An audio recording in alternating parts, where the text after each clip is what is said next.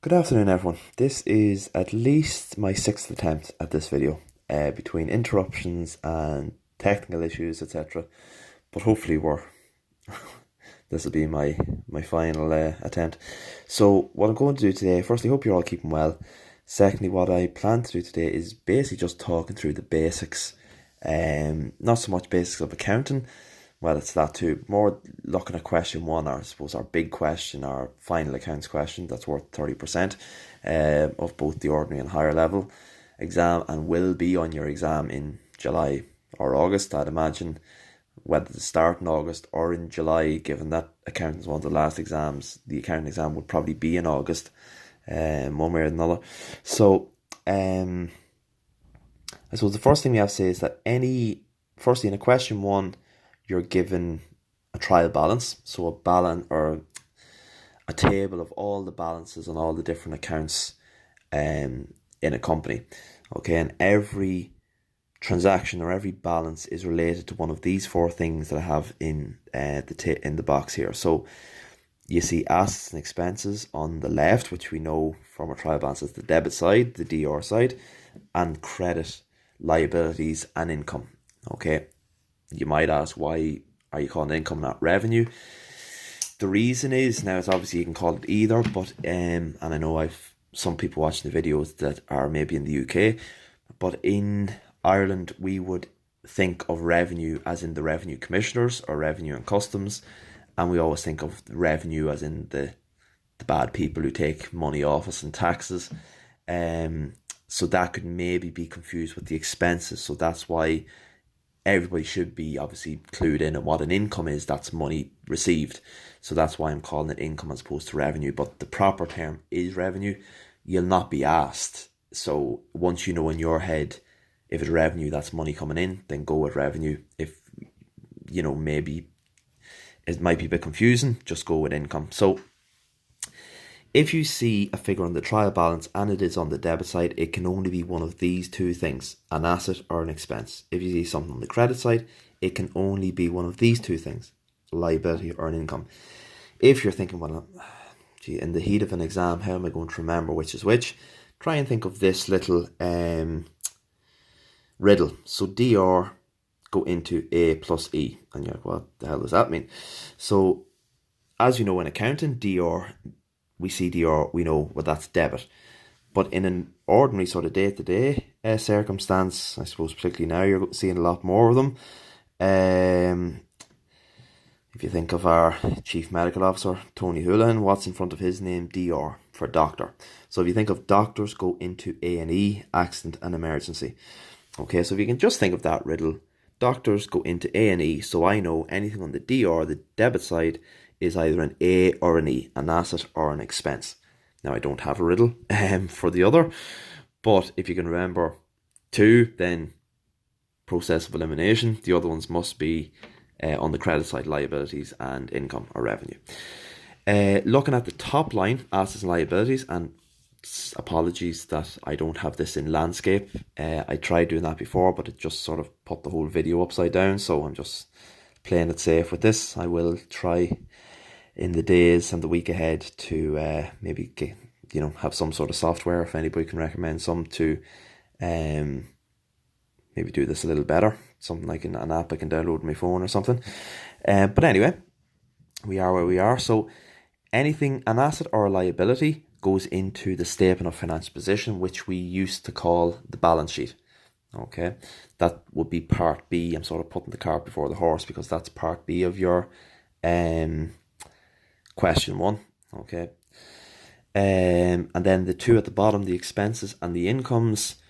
Okay, they're on the income statement, which we used to refer to as our trade and profit and loss account. Okay, so that's it. So everything has to be one of these four things. Okay, so delving in further, what do they mean? So an asset is something that the business owns, and apologies for my awful handwriting, things that the business owns or things that are owed to the business. That's an asset. A liability is something, I suppose the opposite, something that the business owes to somebody else or another business.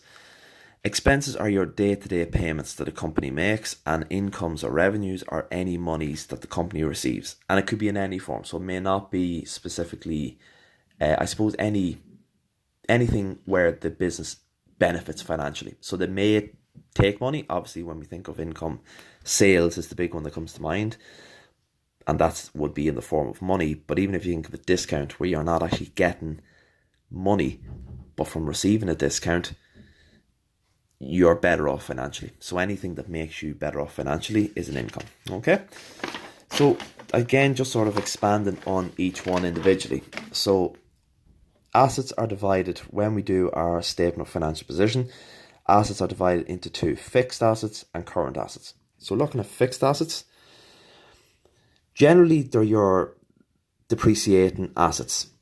And I'm just going to we're going to speak more about tangible and intangibles, but just thinking of tangibles for now. So assets that depreciate, they're generally your one-off purchases, or purchasing items on a one-off basis. You're not, think of an example like a premises. You're not going to be buying them day in, day out. They're sort of your one-off purchases, and you're not buying them to sell them straight off. Okay, they're your fixed assets. Your tangible and intangible assets, okay, so fixed can be divided into tangible fixed assets and intangible. Generally, we start with the intangibles. Now, I've in green what's common, okay, so they both have value, so they're both worth something to the business, okay. With the tangible assets, you can see them and you can touch them. Intangibles, you cannot, okay, that's the difference, okay. So there's a couple of examples of both. So tangible fixed assets, things like your vehicles or delivery vans, buildings, furniture, IT equipment, so like laptops, computers, etc. Machinery is another one sometimes you see. Now, I did say up here about depreciating.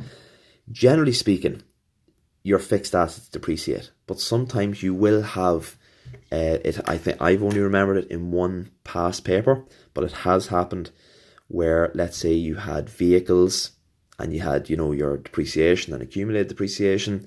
You had, let's say, buildings and you had, again, depreciation on it. And I can remember specifically that this question had furniture in it, but there was no mention of a net book value. There was no mention of cost price. There was no mention of depreciation. It just said, let's say furniture, let's say the figure was 20,000. And that was it. That was the only mention of it. So it said furniture in the trial balance, debit of €20,000, no other mention of furniture. It wasn't mentioned how to depreciate it. So in that, and I have down how you work it out in your statement of financial position. So you have cost, accumulated depreciation, and take one from the other. That gives your net book value. With the furniture, when there was no accumulated depreciation, it was simply cost 20,000 minus, and you left blank space, equals 20,000 net book value. Okay, so generally speaking, they will depreciate, and that's how you'd identify a tangible fixed asset, but they don't always. Okay. Your intangibles, the two examples that we generally see are goodwill. You'll see sometimes, but most of the time it'll be patents, you'll definitely see. Okay. So what are they? So patents, again, like a trademark or something like that. If anybody watches Dragon's Den, you'll constantly ask them about patents. Have you this patented? Have you got, applied for patent, etc. Okay, so it's basically a protection of an invention, a recipe, a logo, trademark, whatever. Okay, so again, you can't see a patent. Okay, it's down on a piece of paper, but it's not an actual physical thing. And again, how do you value a patent if that's the case? Well, generally, the two ways of valuing a patent are either what you believe, or how much better off are you by having that patent, or the other way is how much have you been offered to give up that patent to somebody else. They're generally the two ways of valuing a patent. Goodwill is, I find this hard to explain, to be honest with you, but it's the difference between what you paid for a business and what it was actually worth. So let's say you paid €1 million for a business, but the sum of the parts, say assets take away liabilities, meant that it was 950,000. You have 50,000 of goodwill there. Okay, you've shown 50,000 euro worth of goodwill to another business, and that will look good, particularly if it comes to merging with another business or a takeover effort or something like that. The current assets then are after you've done your fixed assets. So these are short-term monies owed to the business, or not necessarily money, but could be things that the business owns that change on a regular basis. And there are some examples. So the first one is the bank account, provided it is on the debit side. And this is why it's important to know that assets are on the debit side, liabilities on the credit side, because bank is one of these things that it is 50-50. It is literally a toss of a coin whether the SEC or State Exams Commission will put the bank account. There will be a bank account, but whether they put it on the debit side or the credit side. So once it's on the debit side, it goes into current assets, okay? Or you could have a cash account. Generally, you won't have a negative cash balance, okay? But you could have a negative bank balance. Debtors, okay? So the people who buy goods on credit from us and owe us for those goods. Expenses prepaid. So something that you've paid for in advance of next year. So a lot of things we see like that would be advertising, insurance, rent sometimes. Okay. Closing stock. Okay, this is stock we have left over at the end of the year that we can bring into next year. And it doesn't happen very often, but I have seen VAT on the debit side. Okay, and that's one that caught 99% of students out that did that exam that year, because certainly in my class, because they saw VAT, they didn't even think about it. They knew, let's say, things like, and I'll mention them later, like discount, commission, even bank. They knew, right, I just double check this, is it a debit or credit? They didn't even consider VAT when it was on the debit side. They were like, VAT, liability, end of. Not always the case, okay? So you could get what we call a VAT rebate, okay? So you could potentially have a positive balance on your VAT account where you pay too much VAT and you got a rebate, or you're due a rebate for next year, okay? Again, the question could be asked, why is that not an income? But if it's something that is promised to be paid to you next year, then it's an asset, hasn't been paid yet, okay? So moving down to liabilities, okay, and I'll explain this arrow in a second. But liabilities again fall into two categories. One are, now they've changed. They used to be called current liabilities and long-term liabilities. They're now called creditors, amounts falling due within 1 year, and creditors, amounts falling due after more than 1 year. Okay, so there's some examples that we see. The bank being the opposite to the debit. If the bank's on the credit side, it's an overdraft. Okay, that's basically what it is. But unfortunately for us, we never see the term overdraft, or else we would know straight away where to put it. It'll just show a bank account on the credit side, and you need to know that that's an overdraft, therefore it's a liability, current liability, amounts falling due within 1 year. Okay. The debenture interest due, and the reason I've underlined the word due is that it's not the debenture interest that you work out in your income statement. Okay, it's the amount due. So sometimes, let's say you have a €100,000 debenture, 10% interest. Okay, just to make the figures easier. So that comes out 10% of 100,000, €10,000. That's what you would put into your income statement at the bottom in the appropriation section. However, there may already have been some of that debenture interest paid. Okay, and in the statement of financial position, you're only putting in the amount that you still have left to pay. Okay, so sometimes you'll see debenture interest or debenture interest paid in your trial balance. You take that off the amount you put into your income statement, take it off the total, and then what's left is what's due. Okay, corporation tax due is another one. Again, I didn't underline it because generally speaking, there's never a mention of corporation tax being paid. Not saying it couldn't be, so maybe just have a quick check, but generally it's just, it gives you a figure for corporation tax and you put that into both your income statement and your statement of financial position, same figure. Expenses due, so if you have wages due, so basically wages that you should have paid your employees this year but have not. Again, you might have a lot of that with the current COVID-19, where companies can't afford to pay, so they might have to pay them next year, so that'll be a liability at the end of the year. Rent due is another one. So again, if you're renting part of your premises from somebody else and you haven't paid them, that'll go down as rent due. And again, be careful with rent that, you could be renting out a premises from somebody, but you could also rent out part of your premises to somebody. So again, check your debits and credit sides. And then the regular VAT, again, 9 times out of 10, it is a creditor falling due within a year. PRSI, Universal Social Charge. Okay, just make sure it's on the credit side. And just going back to the arrow, so your current assets minus your creditors falling due within 1 year equals your working capital. And you will add that on to the total of your fixed assets. Okay. You then have your other long-term liabilities. Okay. Now this isn't a tutorial on, it's really just explaining incomes, liabilities, expenses, assets, liabilities, incomes and expenses. But obviously I have to explain parts of the final accounts. What I mean is that I'm not going through, what's in capital and reserves and stuff like that. I'm just going through what assets, liabilities, revenues and expenses mean. But your main, really the only one you'll see in creditors owed or amounts falling due after more than 1 year is your long-term loan or your debenture. And you don't include any interest or anything like that, or don't take anything away. It's just simply the amount of money the bank gave you as a debenture. Okay.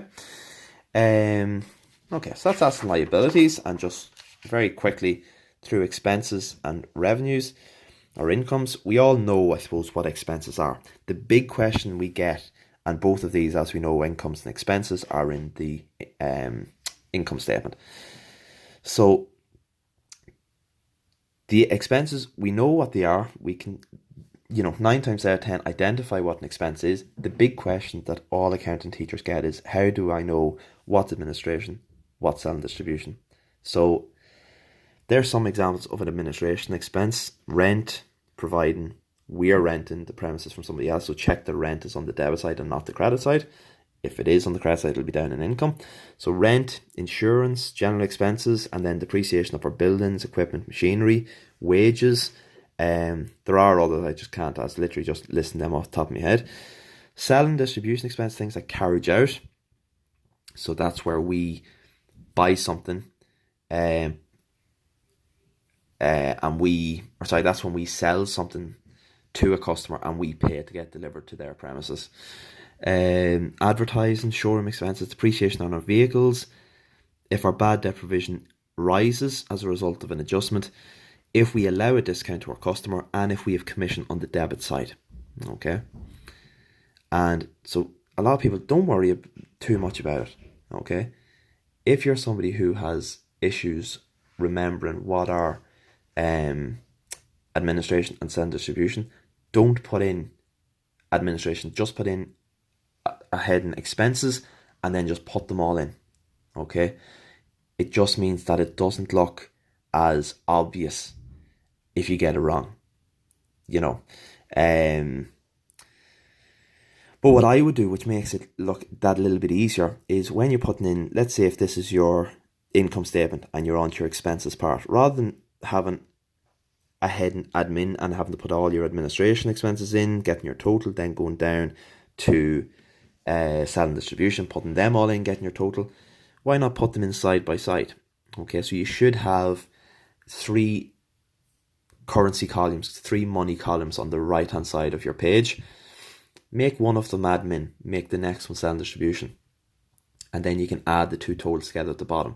That means 2 things. One, it's not as obvious if you get one wrong. And let's say if you put wages in as selling distribution and then thought, oh crap, I should have put it in as admin. It's very easy to go back, cross it out on this side, put it into this side, rather than saying, right, well, it has to go from one part of my page down to another part, and that's a lot more difficult. And again, I just have there, say, generally speaking with advertising, we have a working, make sure you reference your workings. Okay, so make sure you put W1 and then at the back or in a separate insert you have question 1 workings, W1, and how you worked out advertising. Okay. Okay, so that's the way I would do it. I saw it in a book years ago and it just sort of stuck with me. So that's it. Again, I would, if in doubt, put it in admin, because there will generally be more administration expenses than selling distribution. Okay. I know I have the same amount here, but I just want to put a similar amount on both, but there are more administration expenses. Generally speaking, if something like carriage out, think of it, it's an expense we have to pay because we're selling something. Advertising, why do we advertise? To sell something. What do we do in our showroom? We sell. That's why the expenses are there. Why do we have vehicles? Okay, to distribute our products, or delivery vans to distribute the products. Bad debt, why do bad debts come about? Because somebody we sold goods to can't pay us, or we don't think they will pay us. Why do we allow a discount? Okay, we allow discounts to people who buy stuff or that we sell goods to. Commission, okay, if we pay commission, it's for somebody who's selling goods for us. So if it's anything to do with selling or distributing the product, it goes there. Otherwise, it goes here. Okay, and then finally, I'm sort of rushing through that because I'm getting notifications here that my battery's on its last legs. So income or revenue. Okay, the main source, the very first thing you'll do in an income statement are your sales. Take away your sales returns, but you may have other operating income. So for instance, if your bad debt provision goes down from its original figure to your adjusted figure. So if you have less of a provision, that means more money can come into the business, and that's a good thing. If you receive a discount from a supplier, okay, that's a good thing. Okay, so something costing you less than it normally should, that's a form of income. Okay, you have more money in the bank. And again, if you are receiving commission for selling goods on somebody else's behalf, okay, then that is also a good thing. Okay, so that's it really. If you have any questions on anything, just let me know. If you want me to answer anything else, please let me know. But most importantly, don't panic. Okay, you have plenty of time. Take it day by day. Keep practicing the questions. And most of all, stay safe and stay at home. Thank you.